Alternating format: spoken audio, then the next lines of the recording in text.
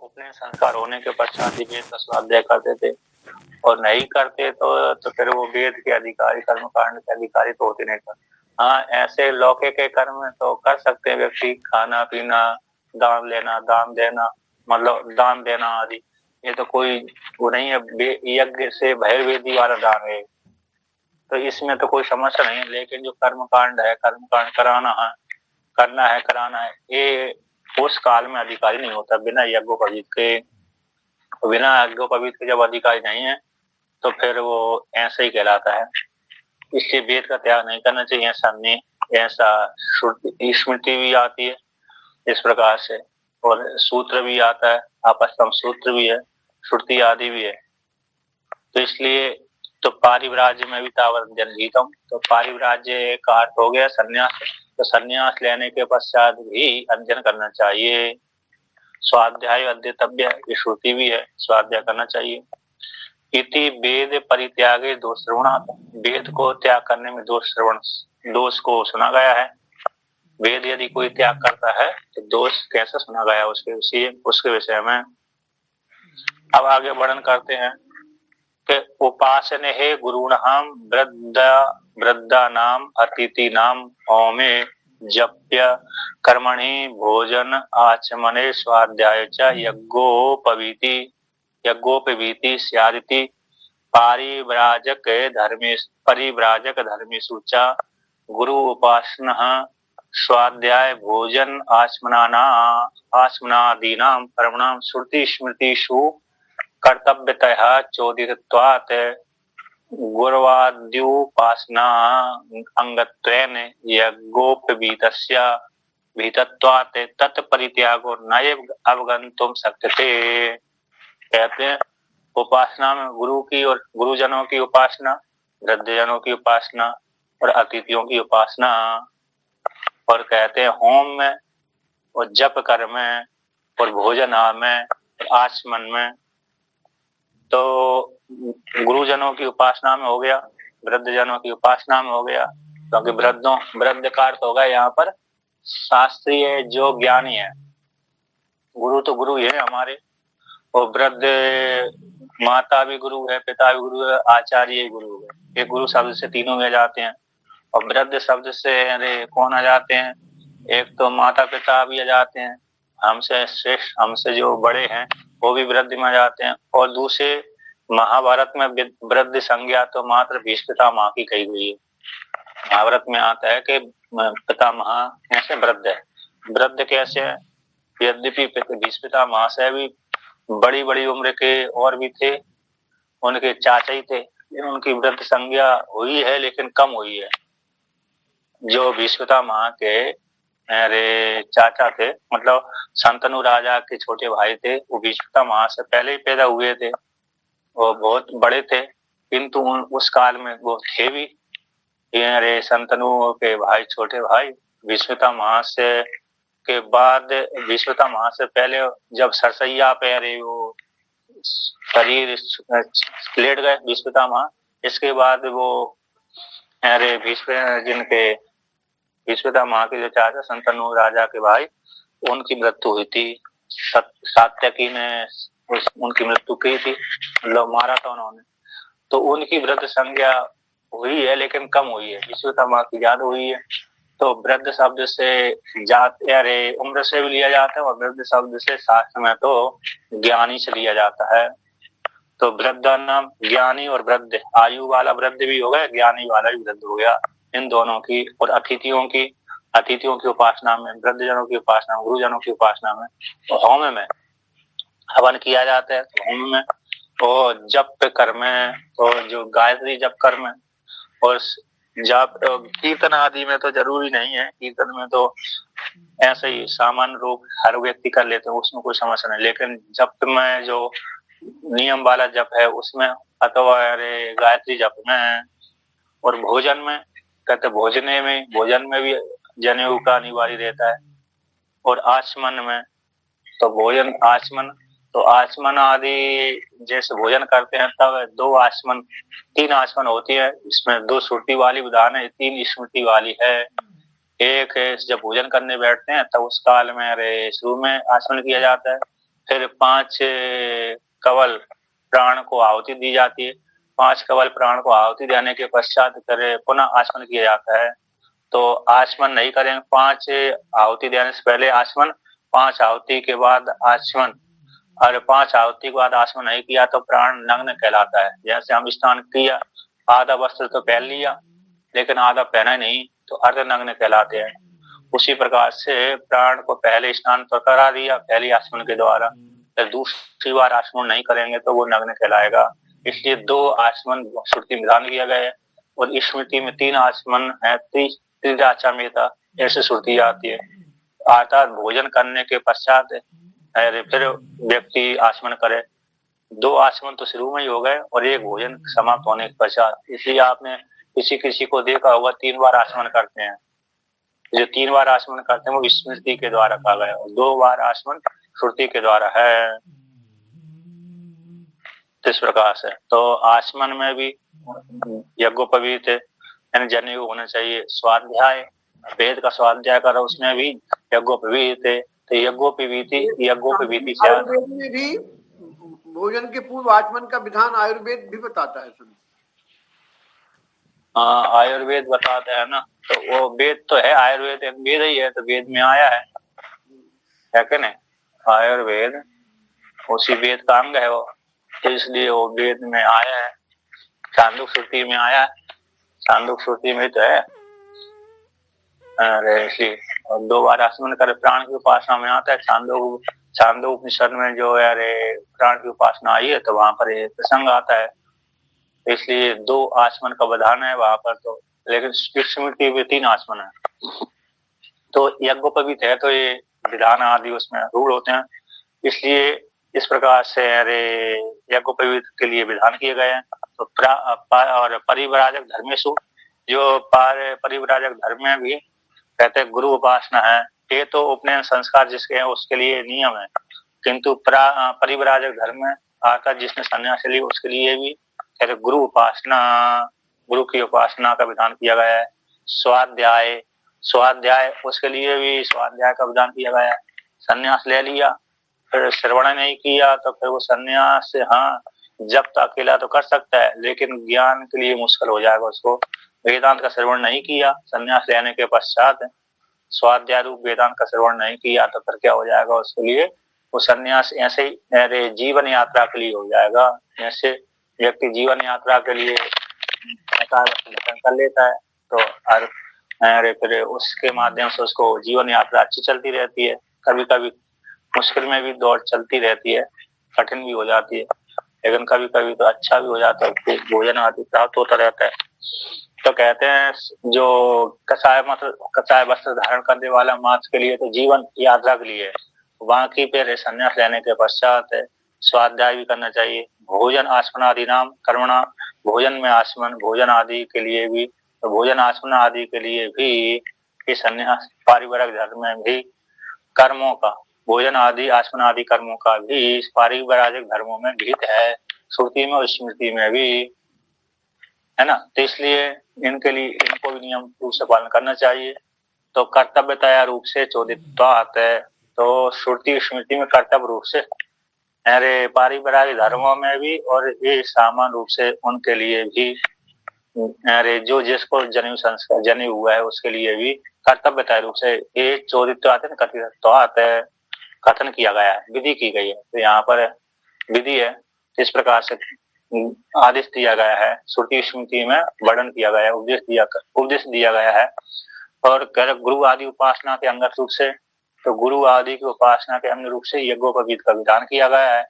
वहां पर विधान किया गया है श्रुति में स्मृति में। इसलिए उस यज्ञोपवीत का परित्याग नए अवगंतुम शक्यते, उसका परित्याग नहीं किया जा सकता। किस प्रकार से? अब यहाँ पर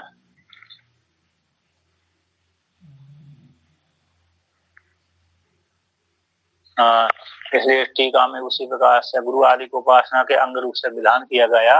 यज्ञोपवीत का विहित होने से और पारिवारिक धर्मों में गुरु उपासना आदि का कर्तव्य रूप से, यहाँ पर टीका में 808 नंबर पृष्ठ की नीचे से तीसरी पंक्ति दूसरी। तो इस वाक्य से गुरु आदि उपासना के अंग रूप से यज्ञोपवीत का विधान किया गया है और परिवारिक धर्मों में गुरु उपासना आदि का कर्तव्य रूप से श्रुति स्मृति में कथन किया गया है। इसलिए यज्ञोपवीत का परित्याग करने के लिए सख्त नहीं है, ऐसे जोड़ लेना चाहिए। अब आगे कहते हैं कि संप्रति वर्तमान काल में प्रौढ़ी आरूढ़ व्युत्थाने विधि अंगीकृत्य अपि दूषति। कहते हैं संप्रति वर्तमान काल में प्रौढ़ी रूढ़म, तो प्रौढ़ी रूढ़म का जैसे मुख्यो लक्षण को गौणस्या स्याद औपचारिकः योगी को योग रूढ़ो वा मुख्या एव सा। ऐसे योग रूढ़ यौगिक शब्द होता है, योग रूढ़ होता है, रूढ़ होता है और मुख्य होता है। तो योग रूढ़ आदि जो शब्द है, तो प्ररूढ़, जैसे प्ररूढ़ का अर्थ किया था सामर्थ्य वाला, पूर्व परंपरा से चला आ रहा है। जैसे एक उदाहरण दिया यहाँ पर, तो यत दंपत्यो प्रौढ़ीम परिचय हो तयो तथा तथा प्रेमा न विभाव विवाह एवं। जैसे किसी स्त्री पुरुष, किसी का विवाह हो गया, स्त्री पुरुषों का मतलब बालक बालिका विवाह हो गया, तो धीरे धीरे से उनका प्रेम जैसे बढ़ता रहता है, जैसे जैसे अवस्था उनकी बढ़ती रहती है उसी प्रकार से उनमें अधिक प्रेम होता रहता है। वृद्धावस्था में भी क्या करके बहुत प्रेम प्रगाढ़ हो जाता है। तो जो जैसे जैसे बढ़ेंगे उन्हीं प्रकार से उनका प्रेम भी बढ़ता जाता है। उसी प्रकार से जो प्रौढ़ी है, प्रौढ़ीवाद है, अर्थात पूर्व के लोगों ने इस प्रकार से कर्म किया था, त्यागा था, तो प्रौढ़ी में आरूढ़ होकर के व्युत्थान में विधि को भी स्वीकार करके यहाँ पर खंडन करते हैं। ऐसा नहीं है कि यद्यपि ऐषणाभ्यो व्युत्थान विधीयते एव तथापि पुत्रादि ऐषणाभ्यसे त्रिषिभ्यः एव व्युत्थान न तो सर्वस्मात् कर्म साधनाच्च व्युत्थानम। यद्यपि ऐषणाओं से व्युत्थान का विधान किया गया है श्रुति में, पहले भी उन ब्राह्मणों ने इन ऐषणाओं का त्याग किया था, त्याग करके संन्यास लिया था। तो पूर्व पक्षी कहता है, स्वीकार करता है, यद्यपि ऐषणाओं का व्युत्थान का विधान किया गया श्रुति में विधीयते, तथापि फिर भी पुत्रादि ऐषणाभ्यस्त्रिषिभ्यः, कहते पुत्रादि ऐषणा जो तीन है, पुत्रेषणा वित्रेषणा लोकेषणा, तो व्युत्थान इन तीनों का व्युत्थान न तो सर्वस्मात् कर्म साधनाच्च व्युत्थानम, तीन ऐषणा का तो त्याग है किंतु सारे कर्मों का त्याग का विधान नहीं है।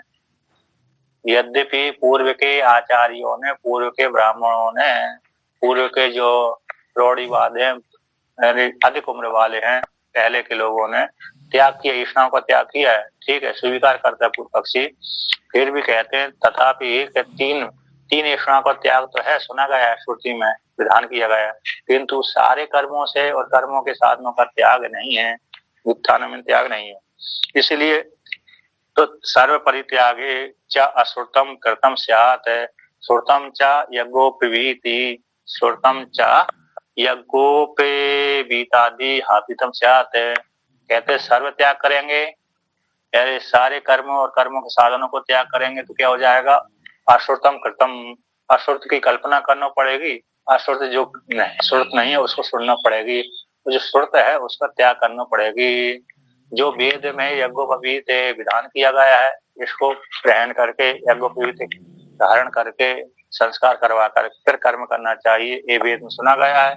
ब्राह्मण के लिए 8 वर्ष, क्षत्रिय के लिए 12 वर्ष, वैश्य के लिए 16 वर्ष, ये श्रुति ने विधान किया गया है। तो ये यज्ञोपवीत वेद में सुना गया, फिर उसका क्या हो जाएगा, हापितम स्यात्, श्रुत को त्याग करना पड़ेगी, अश्रुत को ग्रहण करना पड़ेगा सर्व का त्याग करने पर। तो इस प्रकार से, इसलिए तो ये दोष आ जाएगा, ये महान अपराध बन जाएगा कि जैसे कोई हमने किसी वस्तु को तो पहले स्वीकार कर लिया था, फिर उसका त्याग कर दिया। आगे वर्णन करते हैं, अथवा जैसे किसी को निमंत्रण दे दिया, आ भी गया, आने के पश्चात उसको फिर वहां से हटा दिया, भगा दिया। और जो अरे नहीं था, जो अब दूसरे व्यक्ति को कहीं बुला लिया, फ्री में आ गया हो, अथवा दूसरे कोई आ गए, ऐसा उसको आदर दे दिया। जिसको निमंत्रण दिया तो उसको आदर नहीं दिया, जिसको अरे निमंत्रण दिया नहीं दिया उसको आदर सम्मान किया, तो दोष लग जाए। तो ऐसे उसी प्रकार से यहाँ पर भी वर्णन करते हैं, तथा चा महान अपराधो भीत अकर्ण प्रतिषिद्ध आचरण निमित्त कृत स्यात्। तो ये कहते हैं महान अपराध हो जाएगा। महान अपराध क्या हो जाएगा? भीत करना करना और प्रतिषिद्ध का आचरण करना। प्रतिषिद्ध के आचरण रूप निमित्त के करने से महान अपराध हो जाएगा। निषिद्ध का आचरण करना, जैसे जैसे सुरापान, अरे सुराम न पिबेत, सुरा का पान नहीं करना चाहिए, तो निषिद्ध उसका पान करने लगा व्यक्ति, और ये निषिद्ध का आचरण हो गया। और कलंजय न भक्षित, ये भी कलंजय को भक्षण नहीं करना चाहिए, विषय भुजे हुए मांस को नहीं खाना चाहिए, नहीं तो मर जाओगे, उसका सेवन कर लिया। और ये कहते स्वाध्याय अध्यतव्य, स्वाध्याय करना चाहिए, है ना, और भजन पूजन करना चाहिए, ये विधान किया गया था श्रुति ने, तो इसको नहीं कर। हरा संध्या में उपासिता, प्रतिदिन संध्या वंदन करे, तो श्रुति ने विधान किया गया, उसको नहीं करता था। तो भेद को न करना और निषिद्ध को आचरण करना, इस निमित्त को लेकर के महान अपराध हो जाएगा। उसी प्रकार से अकृत अभ्यागम दोष है, जिसको बोलते हैं अकृत अभ्यागम दोष की प्राप्ति हो रही है। तो जो यज्ञोपवीत के माध्यम से जो कर्मकांड प्राप्त हो रहा था, उसको तो फिर व्यक्ति यज्ञोपवीत त्याग कर देगा, और त्याग कर देगा तो फिर कर्मकांड नहीं कर पाएगा, तो सबका त्याग हो गया कर्म के साधनों से। तो वो जो त्याग करने से, जो त्याग नहीं सुना गया उसको कर देने से अपराध बन जाएगा। और जो फिर इसके पश्चात अरे अन्य है, स्वाध्याय आदि है, वो भी नहीं हो पाएंगे। और जो श्रुत नहीं है उसको करना पड़ेगी, और श्रुत का त्याग करना पड़ेगी, इत्यादि दोष आ रहे हैं।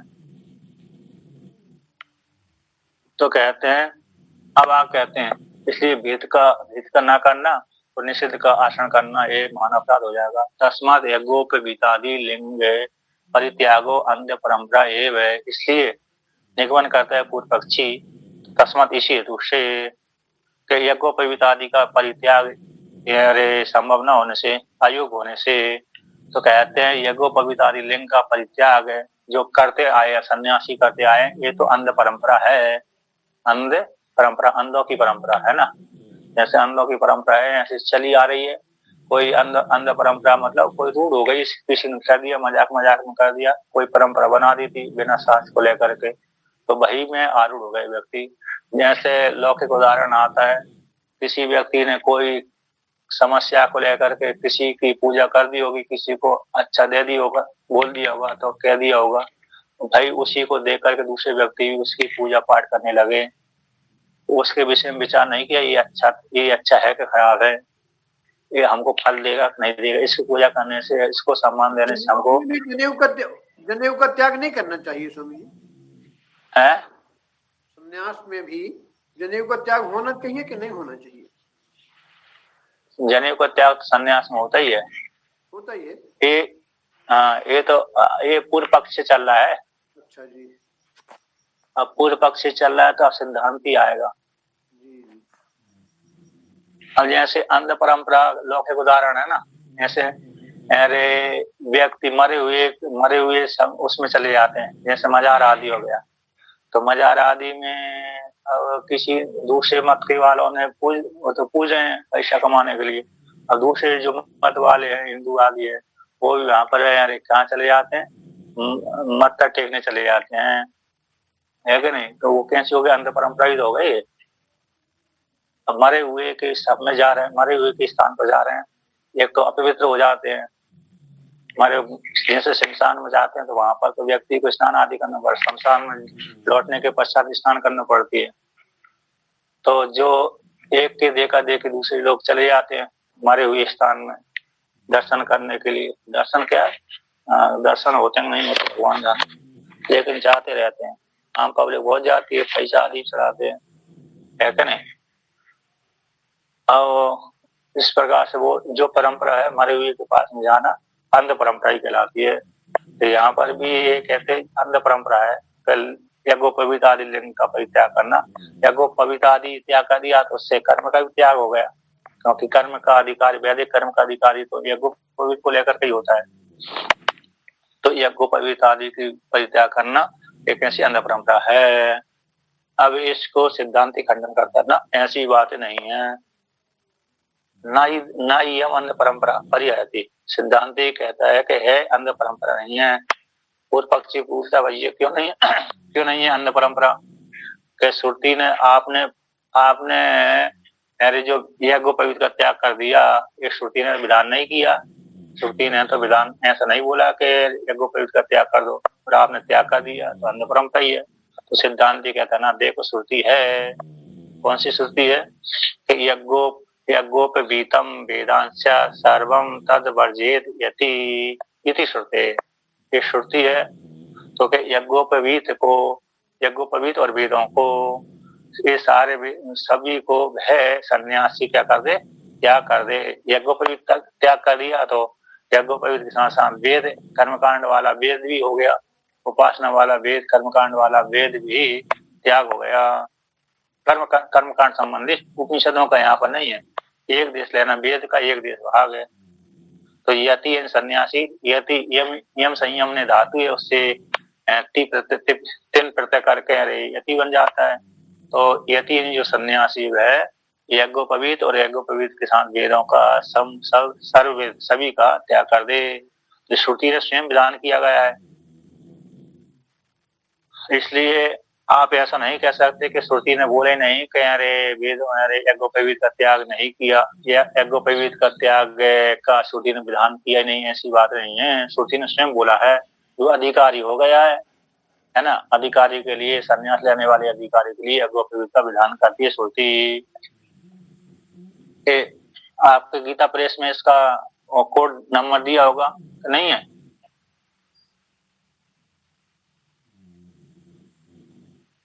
तो देखिए अब आगे वर्णन करते हैं। कट नहीं है, कट श्रुति है। अच्छा, यज्ञोपवीतम वेदांश सर्वम तद्वर्जयति है, कट श्रुति 4 लिखा है। अच्छा, कट श्रुति है, कट उपनिषद का तो मालूम है, चलो देखा जाए। तो ये श्रुति है। अरे हाँ, अब आगे वर्णन करते हैं कि अपिचा और भी कहते हैं। अपिचा और भी क्या है कि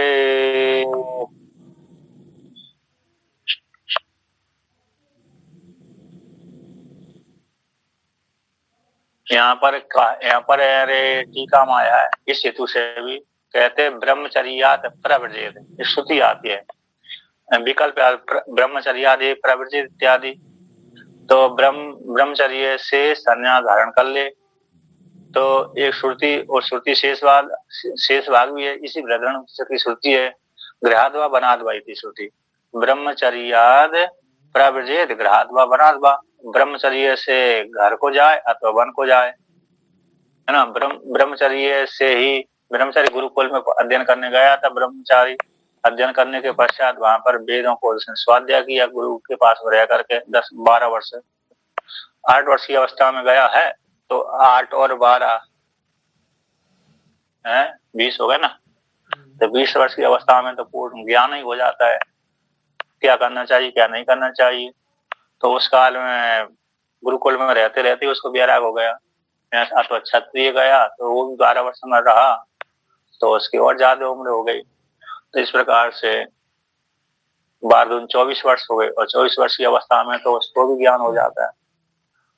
तो इत्यादि, तो यहाँ पर वर्णन करते हैं तो के गुरुकुल में रह करके उसने वेद का अध्ययन किया, तब विवेक जागृत हो ही गया, क्या करना चाहिए क्या नहीं करना चाहिए इत्यादि पूरा ज्ञान हो गया था। तो वो उसके लिए वो ब्रह्मचर्य से ही अरे वो संन्यास ले ले, प्रवर्जित जंगल को चला जाए, अथवा गृहाद है घर में आ जाए, घर में आकर के अरे घर जीवन पत्नी को स्वीकार कर ले, किसी अपने योग्य अरे कन्या का वर्ण कर ले, जिस वर्ण के है उसी वर्ण के अनुसार अपनी कन्या का वर्ण कर ले।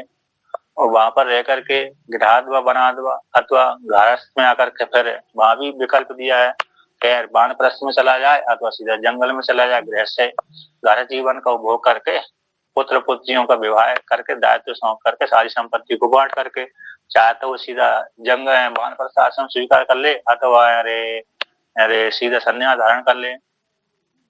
अब संन्यास धारण करेगा तो पत्नी को पुत्रों के हाथ में सौंप के चला जाए, क्योंकि संन्यास लेने के बाद फिर पत्नी को साथ नहीं ले जाता है। वानप्रस्थ जीवन तक तो पत्नी को साथ ले जा सकता है, जब वानप्रस्थ है किसने घर जीवन का त्याग कर दिया तो पत्नी को वानप्रस्थ आश्रम तक स्वीकार किया जाता है। अब किंतु संन्यास ले लिया तो पत्नी को साथ नहीं रख सकता, फिर तो उसको पत्नी को पुत्रों के हाथ में सौंपना पड़ता है। तो इस प्रकार से तो विकल्प दिया श्रुति ने, उसी प्रकार से यहाँ पर है यदि विधि उपलम्ब, तो यहाँ पर ब्रह्मचर्या प्रव्रजेत, तो प्रव्रजेत इस श्रुति में विधि लिंग आता है, प्रव्रजेत तो विधि लिंग है तो वर्ण श्रुति वर्णन करती है। ऐसी स्वीकार कर लेने पर है ना, ऐसे वाक्य स्वीकार कर लेने पर प्रौढ़वाद के द्वारा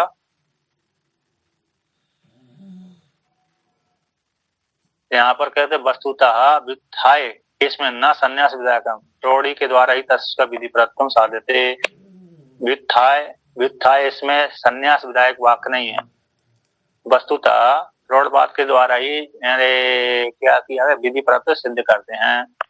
तो प्रौढ़वाद के द्वारा ही संन्यास लेकर के कौन सा अरे जैसे वित्थाय जानकर आत्मा को जान करके संन्यास धारण कर ले, तो प्रौढ़वाद के द्वारा पूर्व के आचार्यों ने वर्णन किया था, ऐसे स्वीकार किया था। उसी प्रकार से आत्मज्ञान को, जो आत्मज्ञान है विधि बल से ही संन्यास को, आत्मज्ञान प्रौढ़वाद के द्वारा आत्मज्ञान विधि बल से, आत्मज्ञान की विधि बल से, तो विधि बल विधि के बिना विधि अन्यथा अनुपत्ति, विधि की अन्य प्रकार से उत्पत्ति न होने से विधि बल से ही प्रव्रजेत संन्यास धारण कर लेना चाहिए। इसी विधि बल से ही संन्यास को सिद्ध करके आत्मज्ञान प्रथम, आत्मज्ञान को बोध कराने वाले उपनिषदों को यहाँ पर करते हैं, वर्णन करते हैं। फिर संन्यास लेकर के फिर उपनिषदों को ग्रहण करे, स्वाध्याय करे, उसके माध्यम से आत्मज्ञान की प्राप्ति हो जाएगी।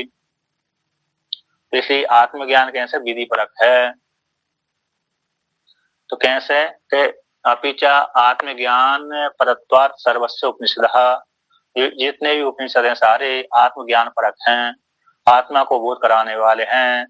तो इस प्रकार से उस संन्यास लेकर के ही जब उपनिषद पढ़ेगा तो उसके लिए कोई कर्तव्य शेष रहा नहीं, ये चिंता बनी नहीं रहती कि विवाह करना है मेरे को, लड़के को कुछ पढ़ाना है लिखाना है, अथवा लड़की का विवाह करना है अथवा व्यापार करना है। इस संन्यास में चिंता समाप्त हो जाती है, क्योंकि संन्यास लेने से पहले उसने सारी चिंताओं को नष्ट कर दिया, लड़का लड़की का विवाह कर दिया, अब उसके पास में कोई बचा नहीं है। इसी संन्यास लेने के पश्चात उपनिषदों का स्वाध्याय के पश्चात करे आत्मा का चिंतन। तो सारे उपनिषद कैसे आत्मज्ञान परक हैं, आत्मा को बोध कराने वाले हैं।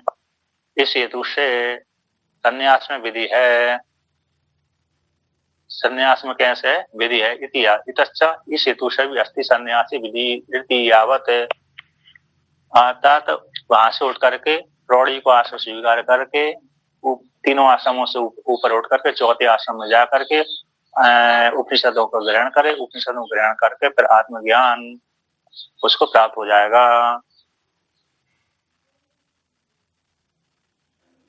विधि बल से, तद विधि बल से, तो विधि बल आत्मज्ञान विधि बल से, तो आत्मज्ञान हो जाएगा तो अपने आप ही त्याग हो जाएगा। तो और भी कहाँ श्रुति है, कि श्रुति यहाँ पर देखो इस प्रकार से श्रुति है कि आत्मा द्रष्टव्य श्रोतव्यो मंतव्य इति च प्रसुतम् स आत्मा एव साक्षात अपरोक्षात सर्वांतरो अस्नाया आदि संसार धर्म वर्जित इति एवं विज्ञेय इति तावत प्रसिद्धम। यहाँ पर आत्मा द्रष्टव्य ज्ञान योग्य, तो ये तबियत प्रत्यय कैसे विधि अर्थ में आता है, योग अर्थ में भी आता है, आत्मा जानने योग्य है। तो द्रष्टव्य शब्द में तो यहाँ पर कैसे योग अर्थ में ले लिया, किंतु श्रोतव्य श्रवण करना चाहिए, और यहाँ द्रष्टव्य भी जानने योग्य है, तो योग्य कर लिया, वो भी योग्य भी विधि हो गई। तो श्रोतव्यो तो श्रोतव्य श्रवण करना चाहिए। किसका श्रवण करना चाहिए? आत्मा का श्रवण करना चाहिए। जो तव्यत प्रत्यय आया है यहाँ पर विधि अर्थ में ही है। श्रोतव्य मंतव्य मनन करना चाहिए, जिसका श्रवण किया उसी का मनन करना चाहिए। इति इस प्रकार से नियम विधि है यहाँ पर, परिसंख्या विधि, नियम विधि, विधि। तो इस प्रकार से नियम विधि आती है। तो नियम विधि को लेकर के वर्णन कर दिया। तो इस प्रकार से तो इतर से हट करके इसमें अरे क्या करना चाहिए? श्रवण करना चाहिए। जगत के विषय से हट करके आत्मा का चिंतन करना चाहिए। नियम लगा दिया। अब आगे कहते हैं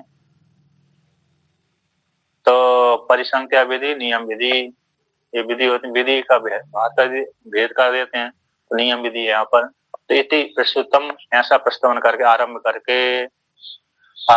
करके साचा आत्मा ही, साक्षात जो आत्मा है, साचा व आत्मा ही साक्षात अपुरुष ब्रह्म है, सर्वांतर है, अस्नादि धर्म से रहित है। इति एवं विज्ञे भय आत्मा जानने योग्य है। तावत प्रसिद्धम, ये प्रसिद्ध है कहाँ पर? और दूसरी श्रुति है आत्मा बारे दृष्टव्य, आत्मा बारे दर्शन श्रवणन मथ्य विज्ञान इदम सर्वम विदितम वाक् से प्रसिद्धम। कहते तावत प्रसिद्धम का अर्थ है, श्रुति 1 नंबर टिप्पणी में है, कहते हैं आत्मा बारे हे मैत्रेयी, ये आत्मा दर्शन के द्वारा है ना, दृश्य प्रेक्षण धातु से दर्शन बनता है। दर्शन के द्वारा, श्रवण के द्वारा, मनन के द्वारा, विज्ञान के द्वारा, इस आत्मा के श्रवण करने से, इस आत्मा के जान लेने से, इस आत्मा के मन करने से, इस आत्मा के विशेष रूप जान लेने से एकदम सर्वम विदितम है, जितना भी जगत प्रपंच है सारा विदित हो जाता है। क्योंकि आत्मा से, इसके श्रवण करने से, मन करने से, जान लेने से, दर्शन कर लेने से, अपरोक्ष साक्षात्कार कर लेने से सब कुछ कैसे जान लिया जाता है कि आत्मा से तर कुछ है ही नहीं है और आत्मा से संपूर्ण जगत उत्पन्न हुआ है। ऐसे मृतिका के जान लेने से, मृतिका के द्वारा बने हुए घट सकोरा कुल्हड़ आदि जान लिए जाते हैं। अभी एक एक घट सकोरा कुल्हड़ जानने के लिए हर देश में तो जाया नहीं जा सकता है। इतने जैसे भारत में भी कोई व्यक्ति कहे कि सारे तीर्थ घूम लूं तो मुश्किल ही होता है। सारी वस्तु, भारत की वस्तु कोई देख ले, संभव ही नहीं है। इसलिए कारण रूप से जाना जाता है। तो कारण रूप से जान लिया, एक कारण से उत्पन्न हुआ तो कारण से कार्य भिन्न नहीं रहता, इसलिए कारण के ज्ञान होने से कार्य का ज्ञान हो जाता है। सर्वम विदितम स्यात् है, सब कुछ विदित हो जाता है कि आत्मा से भिन्न कोई दूसरी वस्तु ही नहीं है। तो सर्वा ही इयम उपनिषद एवं परा इति विधि अंतर से सत्यम तावत नास्ति अतो न अर्थवाद। इसलिए यह सर्व उपनिषद एवं परा है। एवं परा में आत्मज्ञान विधि परक है। आत्मा जानना चाहिए, संन्यास लेकर के, त्याग करके आत्मा का चिंतन करते रहना चाहिए। पहले भी करते रहते हैं, संन्यास के बाद तो नियम रूप से करना चाहिए। और आत्मा दृष्टव्य, श्रोतव्य, मंतव्य, निध्यासितव्य, इस श्रुति में भी विधि आई है। इस प्रकार से श्रवण करना चाहिए। और इस आगे श्रुति शेष में भी वर्णन किया था, करेंगे आगे।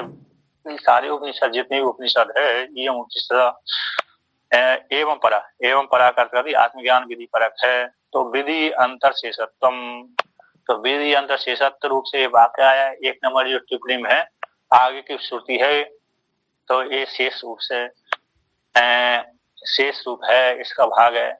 इस प्रकार से आत्मा के जान लेने से सब कुछ जान लिया जाता है। अतः इसी हेतु से नास्ति रे तावत न अस्ति, कहते दूसरी विधि का अन्य भाग का तो नहीं है, इसलिए ऐसा नहीं कर सकते कि विधि नहीं है। ये विधि आत्मज्ञान में विधि नहीं है, संन्यास में कोई विधि नहीं, ऐसी बात नहीं है। तो उस कहते अर्थवाद हो तो अर्थवाद भी नहीं है। ये बात कैसा अर्थवाद स्तुति परक हो, ऐसा भी नहीं है। इसलिए अर्थवाद भी नहीं है और विधि नहीं है, ऐसा भी निश्चित नहीं कर सकते। अर्थात सिद्ध वस्तु कथन करने वाला एवं विधि परक है, अर्थात आत्मज्ञान विधि परक है। संन्यास के माध्यम से उपनिषद को संन्यास के द्वारा, संन्यास लेने के पश्चात त्याग करके आत्मज्ञान की प्राप्ति हो जाती है। आत्मा को जानने के लिए इस प्रकार से इच्छा को त्याग करके उपनिषदों का चिंतन करता हुआ व्यक्ति आत्मा का साक्षात्कार कर लेता है। इस प्रकार से वर्णन किया।